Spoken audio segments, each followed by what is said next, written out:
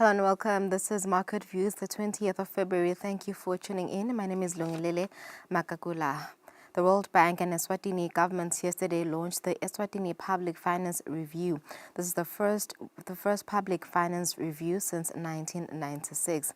This report examines and analyzes options to improve the efficiency and the effectiveness of public expenditure and revenue mobilization in support of sustainable and inclusive economic growth. The World Bank has highlighted some very important areas that Eswatini needs to work on in order to enhance financial stability in the country. The country director, Satu Kakoken, unpacked the Eswatini Public Finance Review report in a sit-down interview with business journalist Nelsie Wendlangamandla shortly after the launch of the report yesterday. Stay tuned for this interview. Then later in our last segment, Sandy Lesbia will join us in studio today to give us an analysis of today's financial markets. For now, let's go straight to our first story.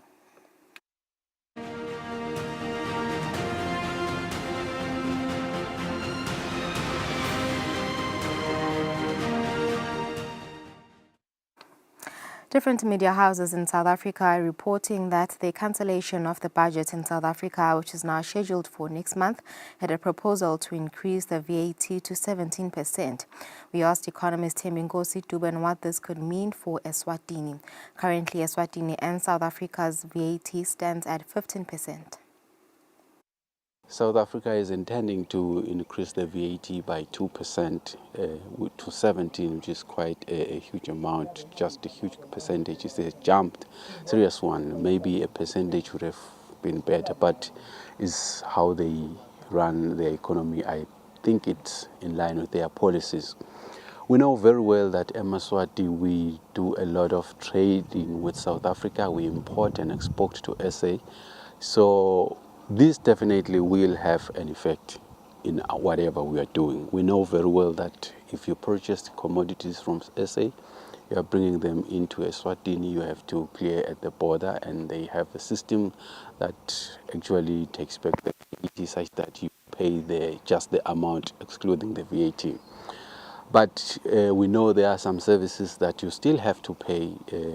You can't claim the VAT. For instance, if you're buying food, you visited South Africa, or you sleep in a hotel, or something like a car service. Those kind of services, it means we have to spend more in terms of if we're going to South Africa.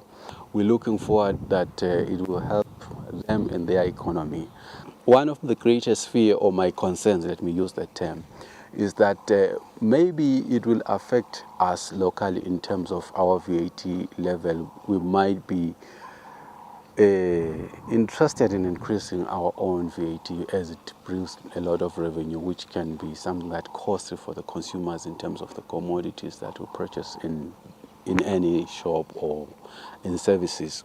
That will drive up a little bit inflation, and we are concerned about the price of electricity and water that has actually increased. So if this would happen, it will have negative effect in our disposable income. Following the announcement by the Minister for Finance that in order to grow the tax base, the ministry is proposing a 12% sin tax for tobacco and 10% for alcohol. Small and medium enterprises under the sector have appealed for non-steep taxes as they are already struggling to make meaningful profits. The small and medium enterprise holders were speaking whilst loafing their consignments in one of the retailers in Matapa. Business Eswatini has raised a concern about government's intention to raise alcohol levy. In a statement, the Chief Executive Officer Inathi Dlamini said such hikes risk stifling consumer spending and undermining local manufacturers, particularly small and medium enterprises in this sector, as the input costs are already high. We talked to some small and medium enterprise holders in the alcohol sector who stated that implementing the taxes will result in customer decline. They plead with government to be considerate when implementing the taxes. Atawukhala kakhulu makhasimende ngasadulile tshwala ngoba masebudulile nje nyalo bongu-25 yabona masebukhula toko sokuthi 28 angisho yabo so vele stababete emacustomer kakhulu. Sineje bokamblana sisaqala nekungena kule industry kuyasilimata. Na noma ngabe sowukhona umdzala manje ncathi i-increase iyayifike ibe nemhuzulu emkhulu.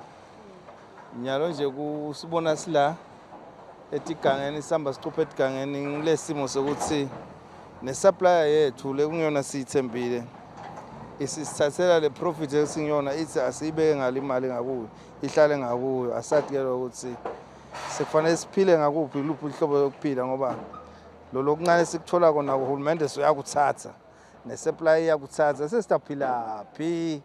Angicabanga ukuthi kutawuba kahle la ngakithi ngoba phela ngathi sikhathi profit sona sekwenyuka kufuna naye ibuke ukuthi ingasita ngani. Kube ucala nje lengingayisho kulikhulu ukuthi singakhuphuka tshwala kube mhlambe lamaholo ebantu emile angakhuphuki. Uma betshwala sekuyetula bese abantu mbambamba bayaphasi bona kude intuthuko. Business Eswatini suggested that local entities manufacturing in the country should not be punished, but focus should be on those that import. For Market View, Elswen Dlangamandla, Vuminkosi Nzinisa, Matsapa.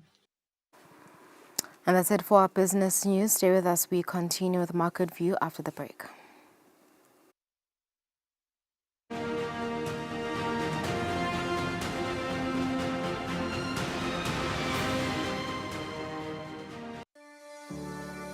Eswatini TV has signed a code of conduct that is enforced by the Eswatini Communications Commission. We are committed to reporting news that is accurate, comment that is fair, and programming that does not amount to hate speech or the description of gratuitous violence or explicit sex. For any complaints of our programming, please contact us on 2411-9600 or email info@eswatinitv.co.za. You can also contact the Eswatini Communications Commission on 2406-7000 or write a letter to ECCOM on PO Box 7811 Mbabane. Email address is info@ecom.org.sz.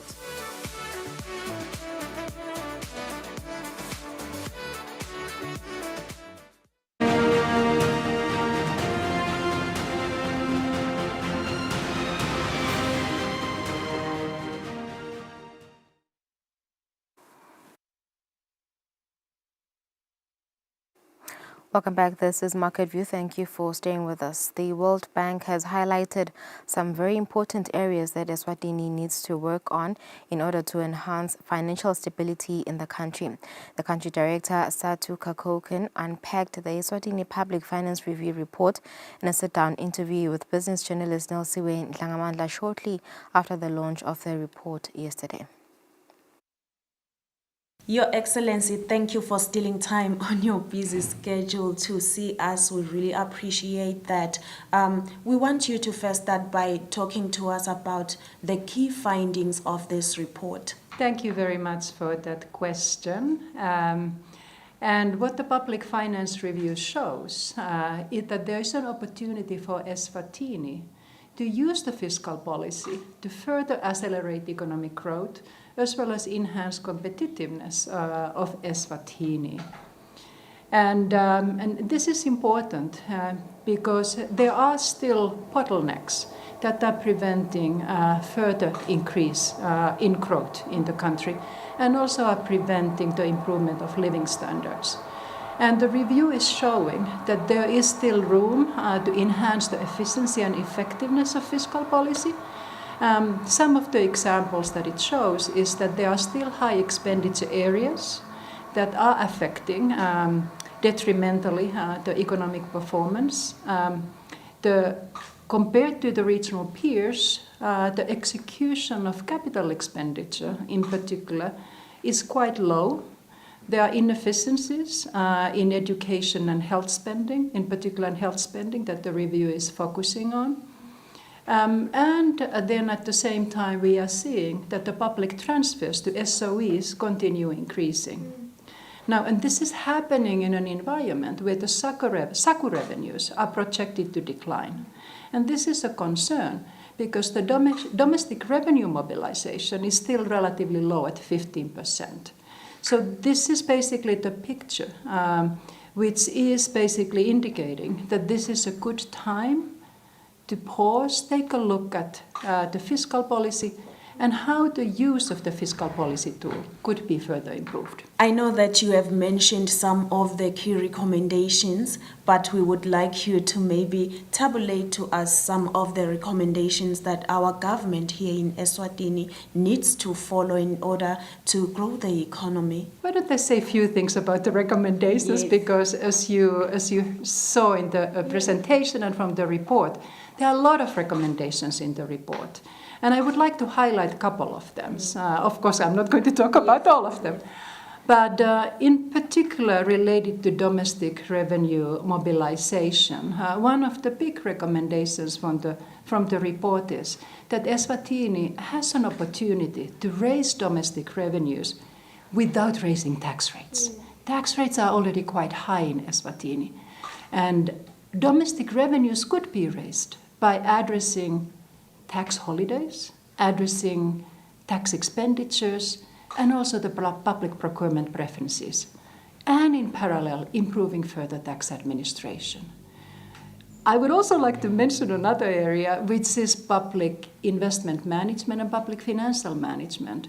So one of the recommendations coming from the report is that it would be beneficial to introduce e-procurement. In many countries, we have basically many countries that have moved to electronic procurement. In fact, the revenues have significantly increased because the corruption involved in public procurement has significantly declined.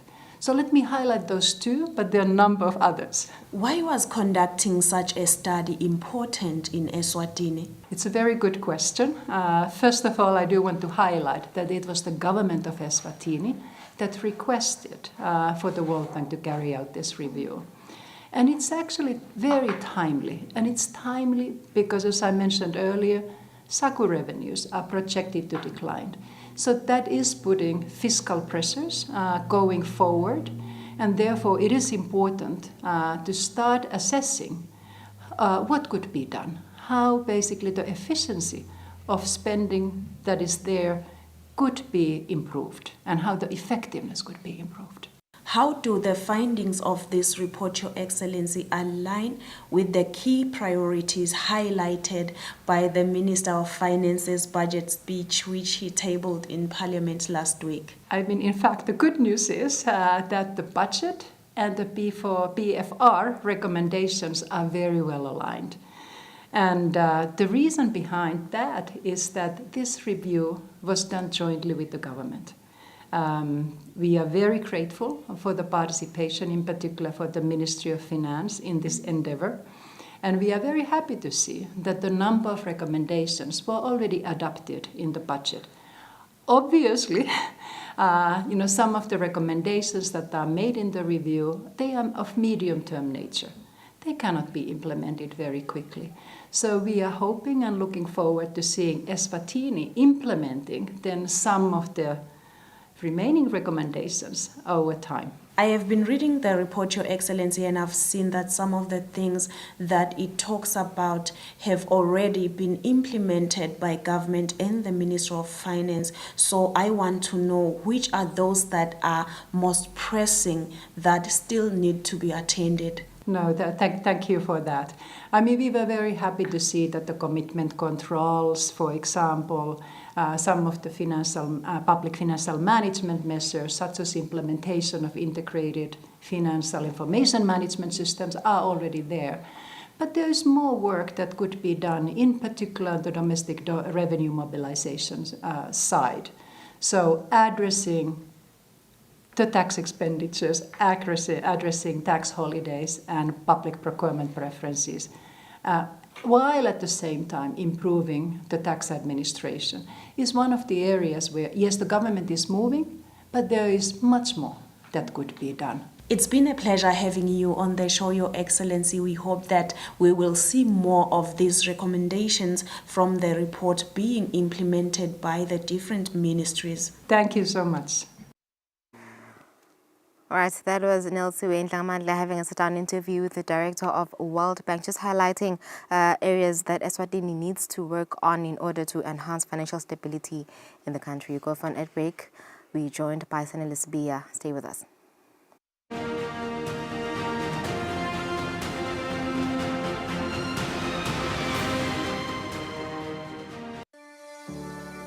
Eswatini TV has signed a code of conduct that is enforced by the Eswatini Communications Commission. We are committed to reporting news that is accurate, comment that is fair, and programming that does not amount to hate speech or the description of gratuitous violence or explicit sex. For any complaints of our programming, please contact us on 2411-9600 or email info@eswatinitv.co.sz. You can also contact the Eswatini Communications Commission on 2406-7000 or write a letter to ECCOM on PO Box 7811 Mbabane. Email address is info@ecom.org.sz.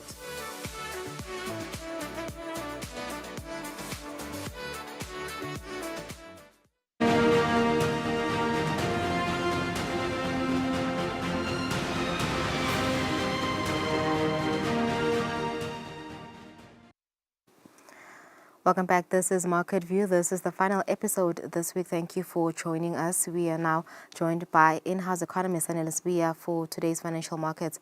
A very good afternoon, Mrs. Bia. Thank you for joining us. You're live today. You're not. I had to come here. You had to come, yeah. All right, so perhaps today we can change things a bit. Start with the SA, South Africa. We saw that SA budget speech was postponed yesterday. It was supposed to be held yesterday, but it has been postponed to next month due to various reasons that they want to increase VAT to 17%. What does this mean for Eswatini? No, the VAT story is actually one of the sticking points where we've never seen this. It's unprecedented in over the 30 years of democracy, 30-something years of post-democratic dispensation in South Africa, purely because there are issues to do with the GNU agreeing on certain issues, and we do know that one of the sticking points on the GNU was if any of the parties, more especially the DA, if they don't see eye to eye with the ANC, and if the ANC continues on certain things, now that is going to be one of the breaking points of the GNU, which would essentially mean reconstituting a new government. But what it then means in terms of Eswatini, number one, what it shows is the fact that, South Africa has entered a new era in terms of the government of national unity. And what that means is it's not going to be business as usual. It's not going to be business as we know it, because right now we're seeing this unprecedented. Before, they would always read their budget before ours, but right now theirs is going to go into March, just a few days before the start of the next year.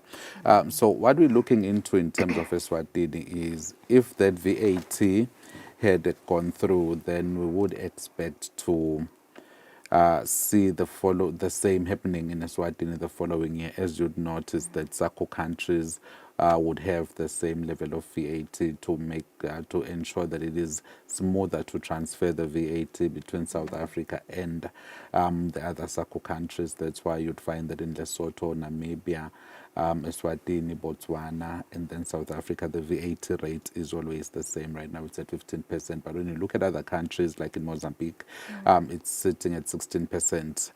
So that makes it easier to transfer. Remember, in the old days, what we used to do was you would go and buy, and then you would pay, and then after paying, you would then have to claim your VAT, right?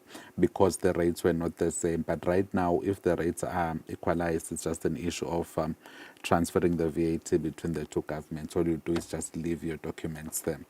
So it would make trading between the two countries a tad bit difficult, at least within this year. As we move to the following year, and then we would see that VAT following suit in Eswatini, which I think would not be good for us. And if you remember, and if you look at the news coming out of Eswatini yesterday in terms of the report that was presented, the Public Finance Management Review, you would see that the findings are stating that you could still do better within the Kingdom of Eswatini without necessarily increasing taxes. So that's what it means. And then on the geopolitical front, what we're seeing in terms of this new dispensation is the fact that certain issues, certain negotiations between South Africa and Eswatini are not going to be as easy as they used to be in the previous years when we had the ANC government. So there are changes. So that means even on that geopolitical front, we do need to see those changes happening domestically. And also in terms of trade and business, we are going to see those changes happening. But what we encourage is the DA says they are proposing a pro-growth budget. So that means businesses should wait to see what opportunities April will present and how they can then factor that into their production decisions in terms of the export markets. And the import market would also be affected in the sense that a pro-growth budget may mean, we don't know what it will mean when it comes out, it may mean that they're going to capacitate and empower, South African producers. So that might bring a bit of competition into the export market and also the import market. You might find that, we get commodities relatively cheaper, but now when you're exporting, it might be relatively expensive. So it's just all those moving parts that we need to look at as the Kingdom of Eswatini and see how we structure ourselves and how we get ourselves ready for that. Yeah, times are tough. I think we can just go ahead, Mr. Spear, and just take a look at currencies today and how markets are reacting. How's the Lilangeni performing against the US dollar today? All right, maybe we'll start with the currencies.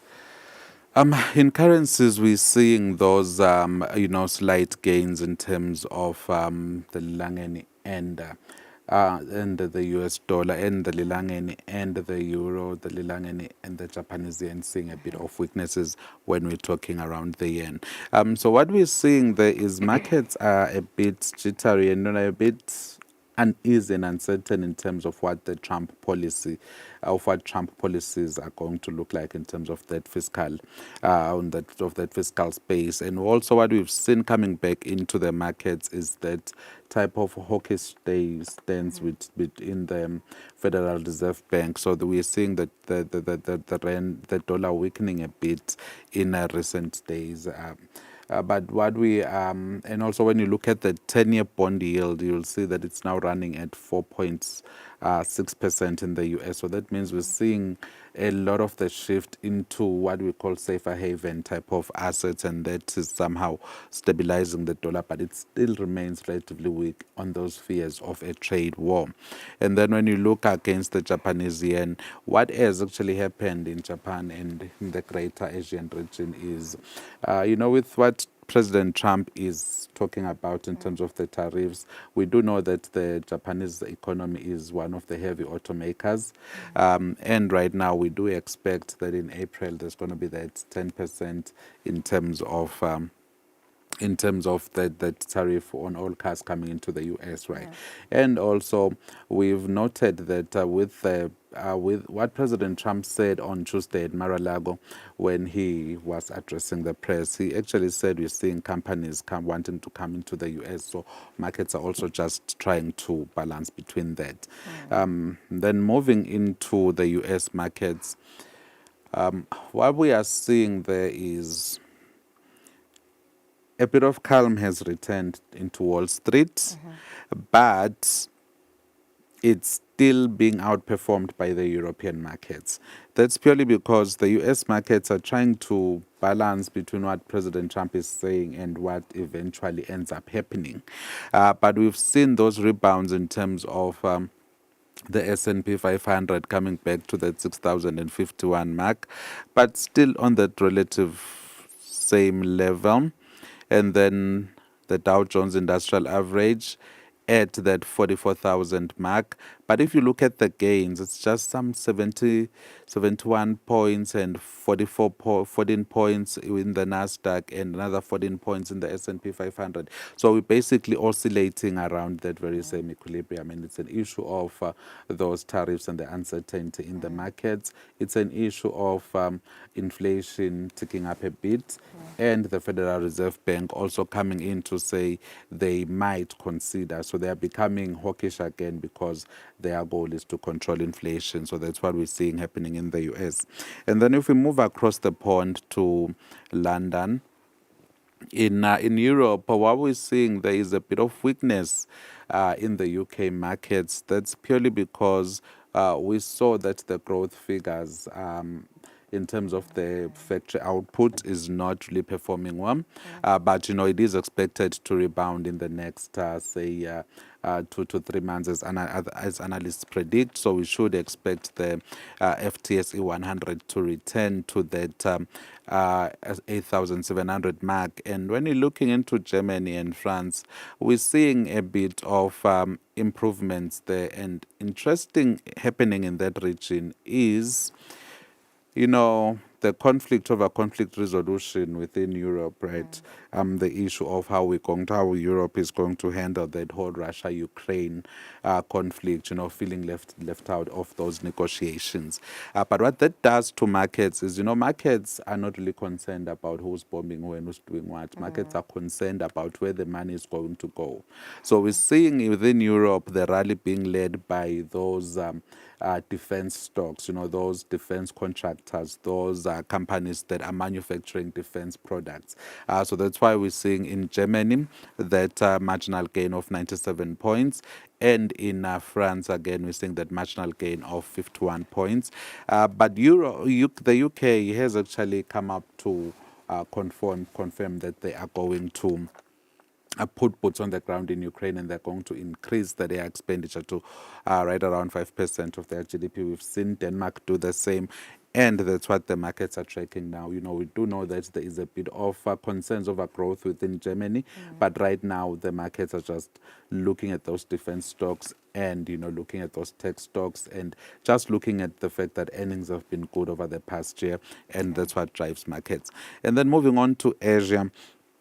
Asia is now suffering and is showing those, it's showing those impacts of those Trump talks, around tariffs. We're seeing the Japanese are coming down. And remember, Japanese is a very big, huge automaker. And we hoped that the Honda-Nissan, it's another one. It's Honda this, and I'm forgetting the third one. That merger. We were hoping that that merger was going to boost the markets. But now that happens on the background of Trump saying, I'm going to impose a 10% tariff on all cars coming into the U.S. And we know that the Japanese automakers target the U.S. market. Toyota is one of the best sellers in the U.S. markets. So that's why we're seeing that overall Nikkei index coming down some 400 points, because during that press conference, President Trump just didn't hold back on anything. Same thing, that is why we're seeing the Hang Seng also losing and coming down back to that 22,500 mark. And we're hoping that we're not going to see these losses to ensure that, Hong Kong remains at the pre-COVID levels. And within the mainland, again, some marginal losses, but the main issue there is the tariff issue.